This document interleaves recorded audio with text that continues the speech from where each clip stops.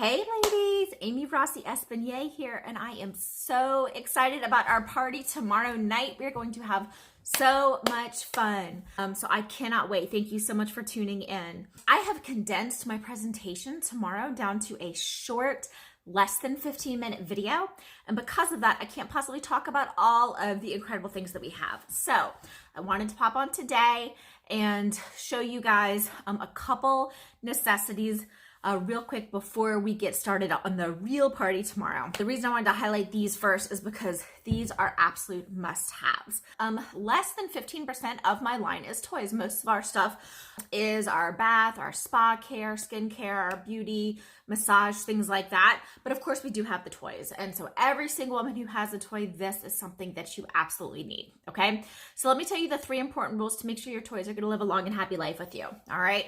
So rule number 1 is, if you have a battery operated toy, make sure you're taking your toys out of your battery after each and every use. That's to prevent those batteries from corroding on the inside of your toys and ruining them. The awesome thing is just about all of my toys in my line are rechargeable. So you don't have to worry about buying batteries, you don't have to pay for batteries, you don't have to take them out, you don't have to steal them from your kids' toys, you don't have to steal them from the remote anymore. What? All right. Now, rule number 2. This is a really important one. Most of my clients, when I ask them how they clean their toys, they usually tell me that they use antibacterial soap. And they use antibacterial soap because they think that that is really cleaning their toys very well. Unfortunately, that is not the case because most antibacterial soap is typically like a hand soap, though sometimes it's dish soap. And that is not designed to clean adult toys. It will leave a residue on your toy that can either become a breeding ground for bacteria or start to degrade the material that the toys are made out of, okay? We don't want either of those things to happen. Cleansing mist, okay? Now this is fantastic. This is going to clean any toy that you already have and certainly any toy that you can get from me. It's so simple. All you're gonna do when you're done with your toy is just rinse it off real well with some warm water and then spray this liberally all over your toy. Let it air dry overnight and you're good to go, all right? This is going to make sure that there is nothing, none of those fluids or anything like that is going to remain on the skin of your toy so that you are good to go for next time. And this is really important. If you don't clean your toys properly and you go ahead and use them, what may end up happening is you're going to end up at the doctor's office because you are going to find that you may end up getting yeast infections, things like that. So now you have to drive to the doctor's office, you have to pay your copay, you have to go through the pain and suffering of a yeast infection, and then you have to pay for your prescription when all you needed to do was just pick up this little bottle for $18. This will last you forever. I'm telling you, this will last you for years, okay? Does not expire. So this is our cleansing mist, an absolute essential.